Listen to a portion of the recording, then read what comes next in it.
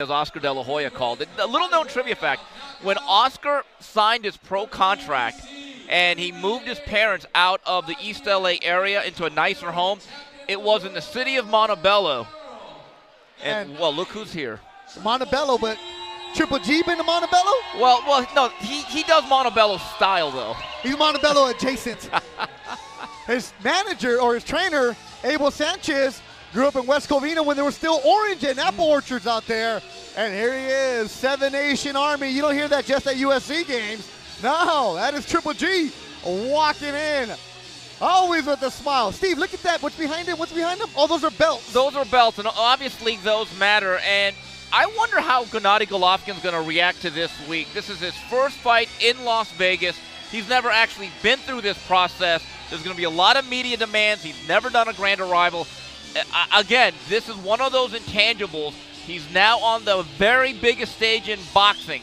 How will he react? Yeah, that's true. I think that's one of the big questions and X factors of this matchup. I think we know Canelo Alvarez is used to fighting on this stage, so the edge in big fight, mega event experience goes to Canelo. Yeah, I've heard a lot of great NFL players say the first Super Bowl they were in after hundreds of football games, they're nervous.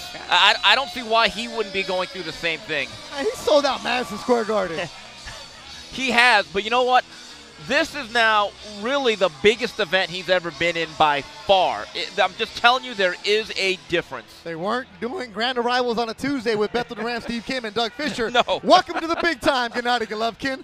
And you're going to get interviewed by Jessica Rosales. Deal with Jordan Brand. Not just Nike, Jordan Brand, as his guys are trying to figure out a way to carry all the belts back there. There's Gennady Golovkin on the stage at the MGM Grand in Las Vegas. Oscar De La Hoya, the Hall of Famer, behind him. Tattoo gives him the head nod. Now you know you're big time.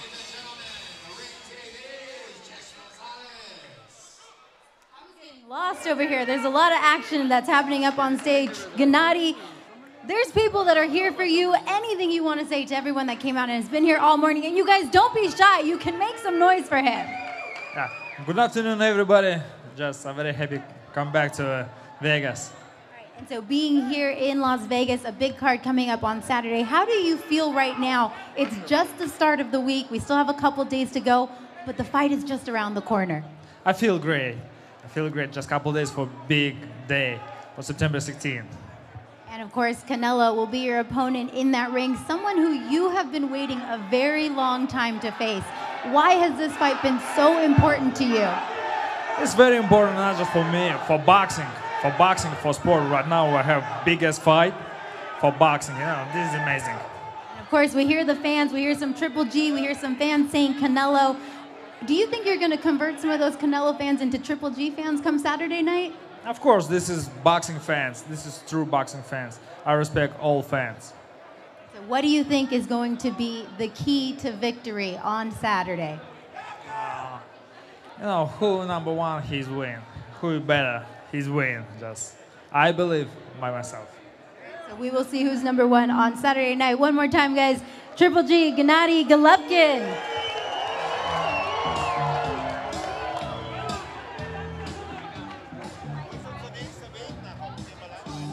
What do you guys think? Knockout by Triple G. A decision. Victory. A smile on his face, always there. 160 pounds. A man that just for a while was knocking everybody out left and right.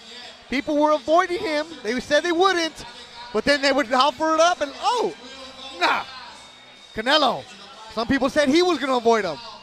And we're finally here, Steve. No, we are. And another thing, this is the first fight, Doug, where Gennady Golovkin will not be the A side, that the majority of the audience in attendance will be for Canelo. Again, that's another intangible. Then we have the judging and the officiating.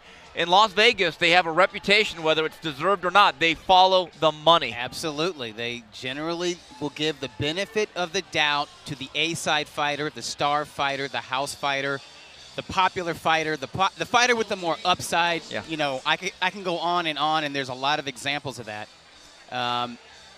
We heard chants of Canelo during Jessica Rosales' interview with Головкин, and I'm sure we're going to hear it, on September 16. Will it affect Головкin? Yep. I don't think so. To me, he's like the epitome of the focused, consummate professional.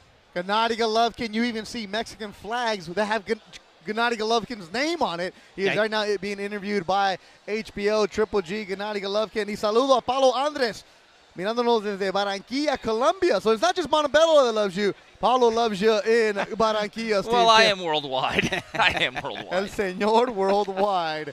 And there you see Gennady Головkin. Now, Steve, which belt does he have? He has the WBC, which Canelo, he did the Riddick Bowe to that one. Okay, he put that one in the trash can. He has the WBA. That's the one he's held the longest. That's Right. what he's had since 2010. He has the IBF. And the Won only that one from David Lemieux. And the only one he does not have is the WBO, which is actually, ironically, being contested on the very same day, September 16th, between the champion Billy Joe Saunders and Willie Monroe in the UK. And, Doug, another factor is the IBF has made a ruling. We talked about this earlier. Because we're going to call it the Danny Jacobs rule. In a unification bout, or when multiple belts are on the line, there will not be a second day morning of weigh-in. So, listen, I don't think there was any way Canelo was ever going to weigh in again. Because, quite frankly, he transcends belts. But at least now Головкин knows that as soon as he weighs in on Friday afternoon, he's done with that process. Right. So in that way, it's an even playing field. It's not one guy having to do a second-day weigh-in and the other guy not. Yes. Beth Duran, Steve Kim, Doug Fisher. And, Doug, what is Canelo's deal with the WBC?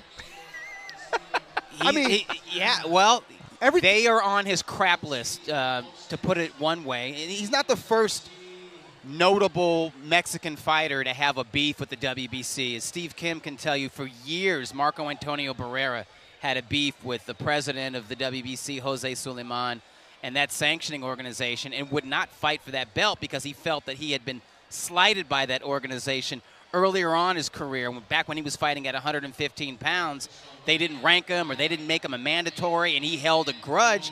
Canelo, I think Canelo's beef is, you guys put a bunch of pressure on me to fight my mandatory, which was Triple G, immediately after I won the belt. Why weren't you doing that with the previous holders of the WBC middleweight title? How come you didn't do that with Miguel Cotto?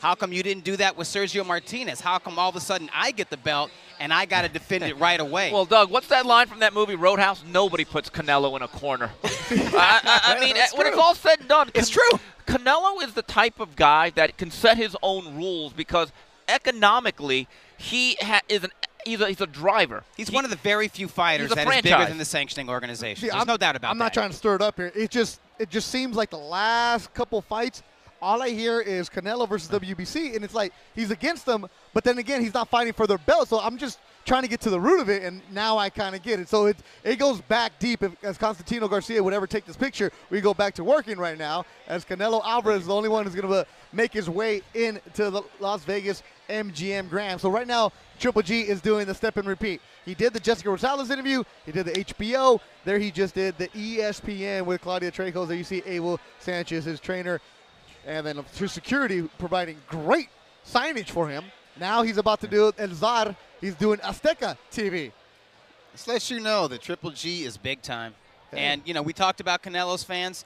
Yes, the majority in the T-Mobile Arena will be for Canelo, but Triple G will be well represented. We will hear very loud chants, Triple G, when he steps into that ring. Canelo Alvarez will be making his way into the